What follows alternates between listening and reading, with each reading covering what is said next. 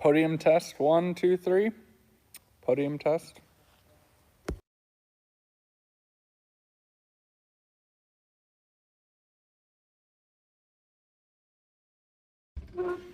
Table test, 1, 2, 3. Table test, 1, 2, 3.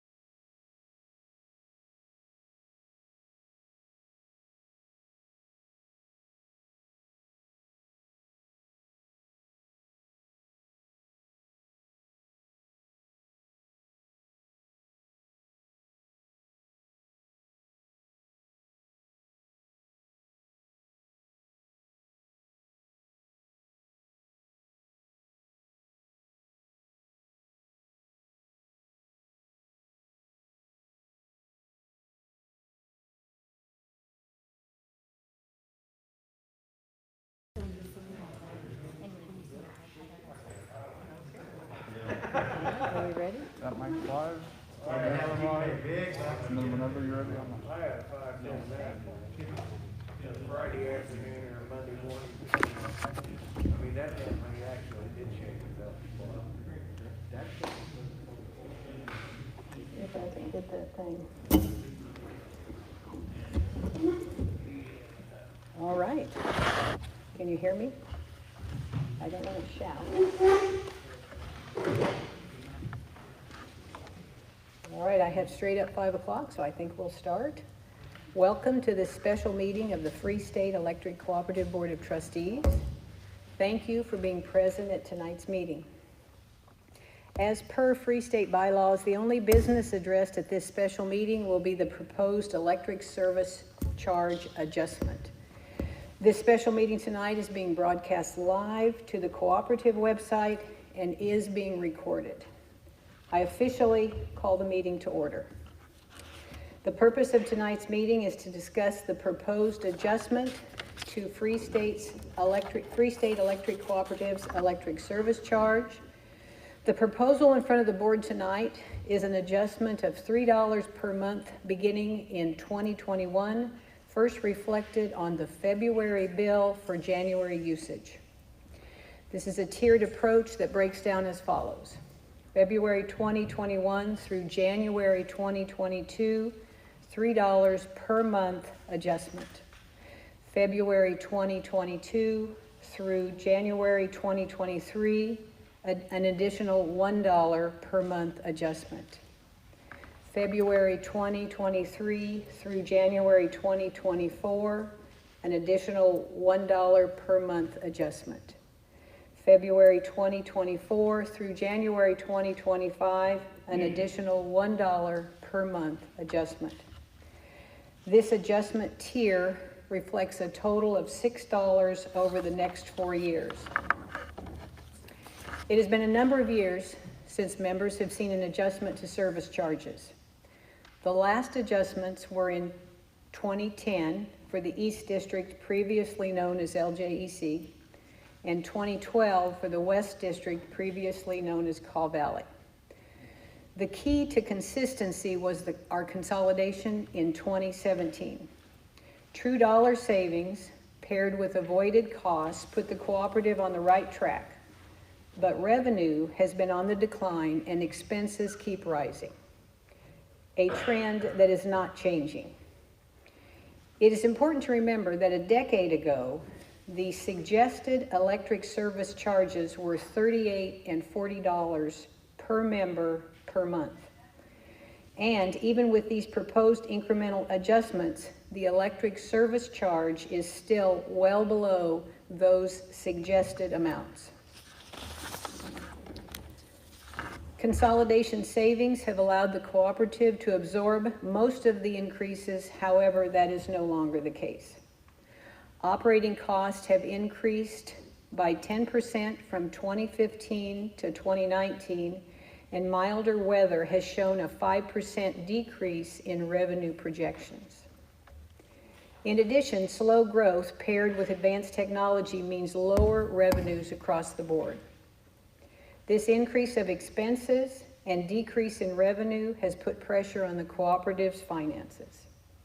FreeState must equally distribute infrastructure cost across an average of 5.6 members per mile, while an investor-owned utility has approximately 35 members per mile.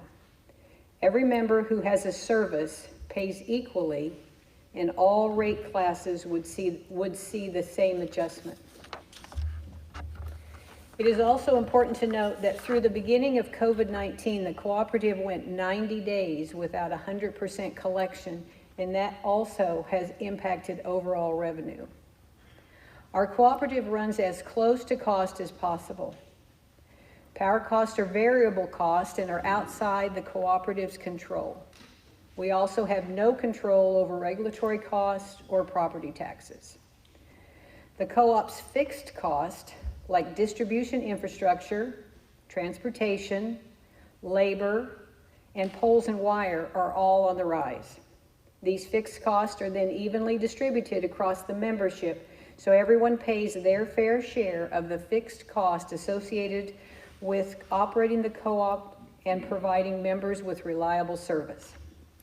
This adjustment is being proposed to assist the cooperative in bringing revenue up to meet the needs of the cooperative, and the best way we can do that is through our fixed cost. We all realize there is no good time to make an adjustment, but staggering the adjustments to equal $6 over the next 4 years is a better strategy than implementing a big adjustment all at once. The board decided incremental adjustments at lower amounts would be less impactful. Do I have a motion to begin tonight's proceedings? Madam President, I move the FreeState trustees adopt the proposed adjustments as presented. Do I have a second? Second. It has been moved and seconded that FreeState adopts the proposed adjustment as presented. Excuse me, are you going to allow any discussion? Yes, ma'am. Yes, ma'am. Absolutely. The trustees have received and reviewed the packet of input provided by members from October the 1st to October the 22nd. Is there any discussion among the trustees?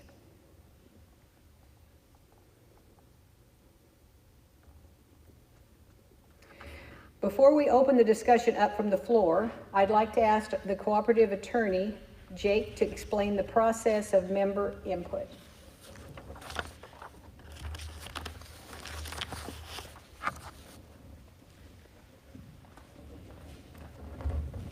Thank you, Janine.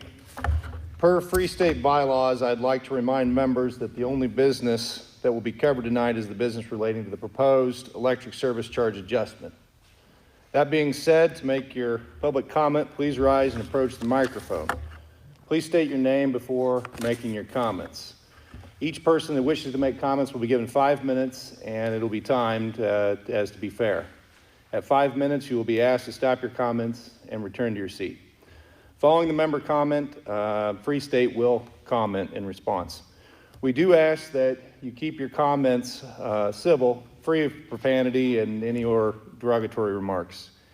If any of your comments violate this rule, we will be asked to leave the meeting. We will begin the member input portion of the meeting now.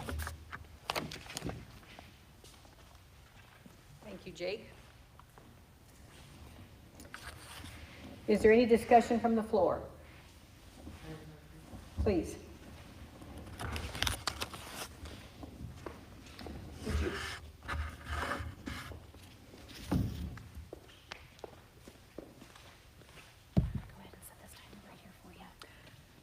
My name is Jeanette Herstein, and I've been a member of this co-op since 1978. And throughout these years, I've read your magazine every month that it comes, and one of the primary things that is always highlighted in the magazine is how your members can help save on their electric bill. And that's something that I've always strived to do. And back in 2005, when you increased the base pay from $6 to $12, it was a pretty reasonable thing. But 5 years later, when you increase the base pay to $27.10, it more than doubled my electric bill. Now, I'm probably in a minority of the people that are a member of this co-op as far as the amount of electricity that I use, but what I would like to see is the people who are using a lot of electricity, who are requiring you to make infrastructure improvements, that they would take up the slack on these extra costs, because they're the ones who are using more electricity. And people who are on an extremely limited budget are really negatively impacted by these increases in the base.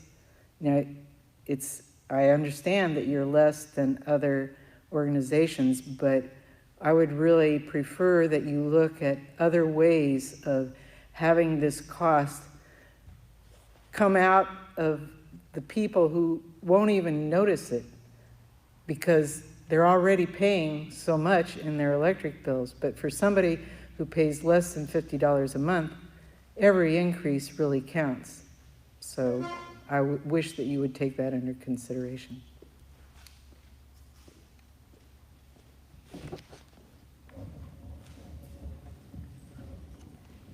thank you for your comments. I think we have taken that into consideration in that we've looked for an equitable way that all members would share the cost. And I appreciate what you're saying, but the cost of each, the expenses of the operating each meter are the same for every member regardless of the amount of energy that they use or the amount of power that they use. Is it only the meter that is causing the increased cost? Well, it's all the fixed costs that because the power cost is passed through to the member. So everybody pays the same amount to handle the fixed costs that the co-op has for, to run the line. Every mile of line costs the same amount, so and every meter costs the same amount, so. Well, one difference is that you figured out a way to give people a lower rate during peak hours. And, I mean, how is that different from figuring out a way to give people who are at the very bottom of their use, who are gonna be really impacted by these increases of rate? Well, because the amount of power everybody uses, that, we have no control over that. But, I'm sorry? Every individual does. Right, but If you're having to find more generating, more ways of getting generating power because you have people using a lot more electricity, it's the people who are using more that ought to be paying for that infrastructure. But the amount, we don't benefit from the amount of power that people use. That's a pass-through cost. That comes from the amount of power they're using. What we're talking about is the fixed cost of what it costs the co-op in order to provide the power. Well, I'm just saying if you have a way of making an adjustment for peak hour use and you give people a break on that, maybe there would be some way of giving people who aren't using very much electricity a slight break on this base increase because the number of people is small and surely it's not going to have that much of a negative impact on your overall charges. How many meters are out there for FreeState? 18,000? The number of meters is 19,000. 19,000. Well, I would say that probably the percentage of people who have an electric bill of less than $50 is pretty minuscule in that large a number of meters. But then I think we get into equity because it costs the same for us to provide the poles and the transmission.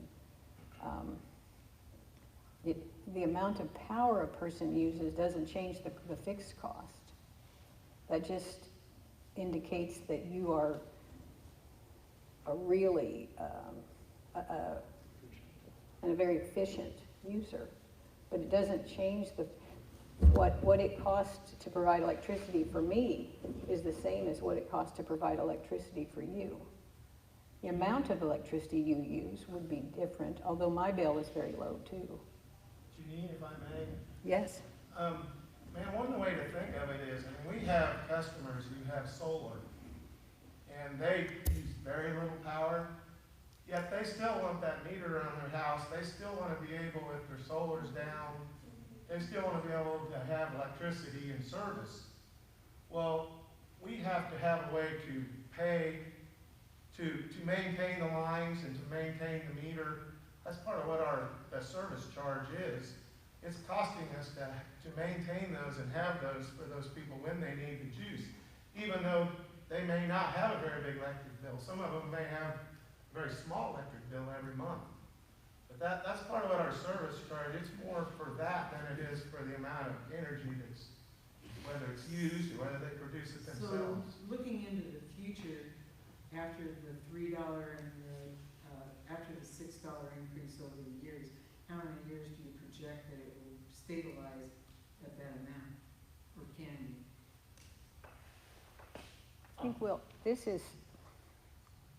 I think I'll let Steve Foss answer that question. Yeah, Just a couple things I want to answer. One of yours was about we're able to find a way to give a lower rate for time of use customers. The way that those customers are able to pay less than the neighbor who's not on time of use is what Janine was talking about. It's a direct pass-through from what our costs are to purchase that power. People that use the majority of their power during peak times cost us more. So if somebody does not use their power during a peak time, such as on a time of use or an off-peak rate, it costs FreeState less money. So the amount that it costs us to purchase that power is what we're passing on to the member. So the electricity is a direct cost. What we call is a variable cost. As our price of energy goes up and down, which it does every month, and you see that in your power cost adjustment, it's called PCA on your bill.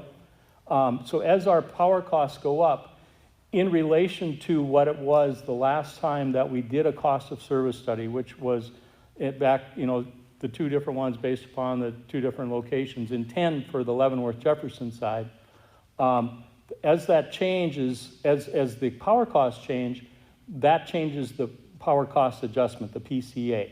But the fixed costs is where we've seen the increases the most. And that is our cost of operating the cooperative, the cost of when we talk about meter and wires and so forth. The other things that go into that are the costs of the labor, the cost of the equipment, the cost of the transportation to get there. Our trucks have gone up tremendously in the last couple of years. In fact, I believe in one of the articles that we put out in our center pages, in the last 5 years, we've seen an increase in those fixed costs of about 10%. And yet, because of our savings of the consolidation of bringing the two co-ops together, we've been able to absorb that. We've been able to take those additional costs and make sure that we have enough.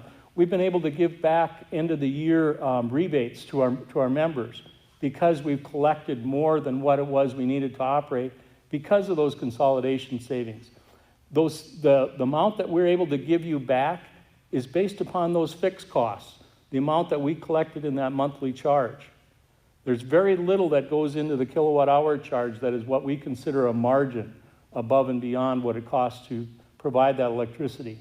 So that fixed cost that we've been able to maintain for those 10 years and for that 8 years, that has now gotten to the point when we make a 10-year projection, and that's what I was trying to get to. We every year we do a 10-year forecast based upon what we know currently, what we know what our costs are, what we know what our expenses are this year, and we put it into the model that projects ahead 10 years. That's what tells us when it is we need to do something with our rates. And when I'm talking about rates, I'm talking about the more so on the fixed cost side, which is our monthly charge. It does also tell us when we look at our energy charge where those costs are going.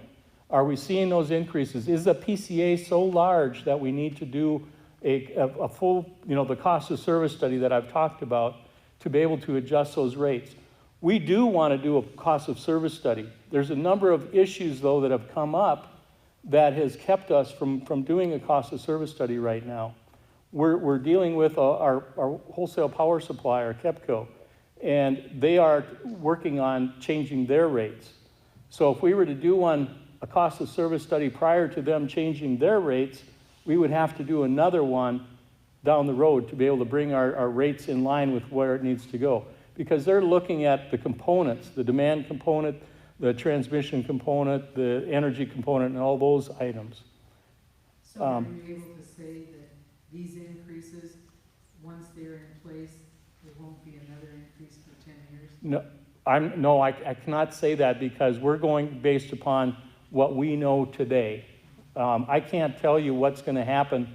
One of the things, just so that you're aware, that comes into play, as environmental costs go up and as more regulation comes into play, our costs go up. Not just on the energy side, but also on our expenses side. That comes into play. And those are costs that we have to recover then to be able to continue to operate as a cooperative. I can't project out 10 years. I mean, I give a 10-year projection, but it's based upon what I know right today. Well, can you give a 5-year prediction? We've already got 3 years ahead of us, so we've got, in a year from now, it'll go up $3, and the next year it'll go up $1. Yep. Next year it'll go Based upon our projections that we have today, that is enough to carry us for the next 5 years. Yes. This is Jill Taggart, who did our financial forecast and our revenue requirement study. So yes, we can tell you that based upon what we're seeing, that would take care of us. And again, being a cooperative, this is based upon today's information. If for some reason we end up over collecting, we're gonna return it back to you because we're being a cooperative. If for some reason we're not enough, then we're gonna be back and we're gonna have to talk to you again. Because we're a cooperative, that's what we do. You know, I agree with your comment that, you know, there's other utilities that do things the way that they need to do. We need to do things the way that that keeps FreeState afloat, and we're able to meet those requirements of our lenders. That's what it all, I mean, that's what it boils down to, is make sure that we have the numbers that we need to be able to continue to operate. Okay, 5 minutes. Me? I only get 5 minutes? Okay. Yes. All right, thank you, Steve. Did that take care of you then? Okay, thank you. All right. Thank you. You want to give it a break? Maybe you can punish you back.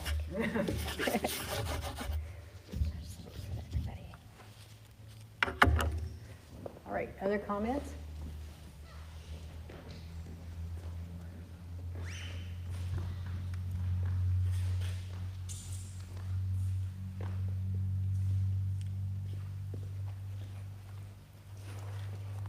I'm Joe Heinen. I've been a cooperative member elected cooperative member for 51 years.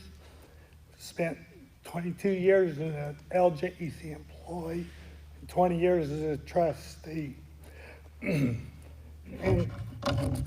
on this proposed electric charge adjustment, you know, the amounts and all, just got a couple of instances I want to say to put the people into the calculations there, because you know, increasing the monthly customer charge impacts the lowest user the most, percentage-wise. I can remember one couple we had in the office. Boy, you look at the record, every time they paid their electric bill, they were always 2 days late and they got charged 7%. They could not pay their electric bill until they got their Social Security check. So that, you know, there are those people out there. Another one, I actually had a man that came in there, went through the farming 1980s, about went broke, you know, and this was a guy about 60 years old. And here he was, you know, down in the dumps again. First time I ever had an employee or a member come in to the office and actually break down and cry because of the way things were going. We worked with him, we got him back on his, you know, helped him what we could, got his electric bill taken care of, you know, but, you know, according to the article in the Topeka Capital Journal, Evergy has 100,050 residential accounts, 1 in 10 that were passed due 30 days or that signed up for a 12-month payment plan. Kansas Gas has 13% already. Burlington, Northern Santa Fe Railroad just announced that the locomotive shop in Topeka are closing, eliminates 105 jobs. My son took a $5,000 cut in pay, but he has a job. One daughter lost her job, luckily found another one. Our other daughter had just last week let 3 of her employees go by. So, you know, keep in mind the people thing. You know, that's all I'm asking. If you can't, you know, is there some way you can cut the 3% and 2%? You know, that's your decision. but I want you to remember the people in there. And, you know, we don't know where COVID's taking us, where it's gonna be by spring. You know, it could be, look, you're trying to collect money from people that just don't have it, so. But I don't like the 12-month payment plans. You know, I think the co-op's been noted for working with people and with these help agencies, keeping it current down to 1 or 2 months. We're a lot better off. And really, other than that, you know, if you got Janine, you can look at your convenience. Thank you.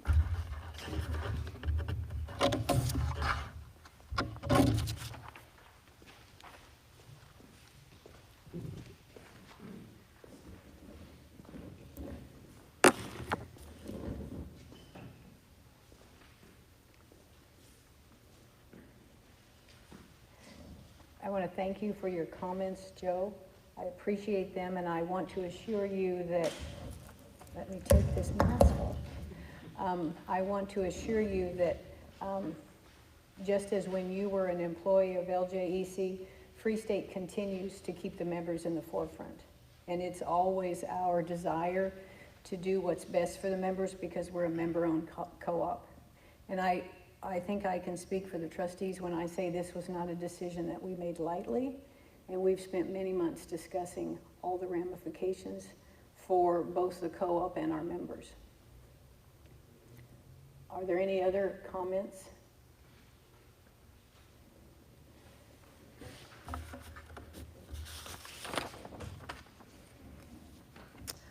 I'd like to thank everyone that provided feedback on this important issue at hand. FreeState received feedback from 0.16% of the total membership on this proposed adjustment. As the board, we have received and reviewed all the comments that were submitted to the cooperative. The motion on the floor is to adopt the proposed adjustment as presented. We will move forward and vote on the motion. Those in favor of adopting the motion of adopting the electric service charge as presented, please raise your hand. Those opposed, same sign. Motion passes unanimously. FreeState Electric Cooperative will adopt the adjustment to the electric service charge as presented. There being no further business to come before the board, this meeting is adjourned. Thank you for your attendance.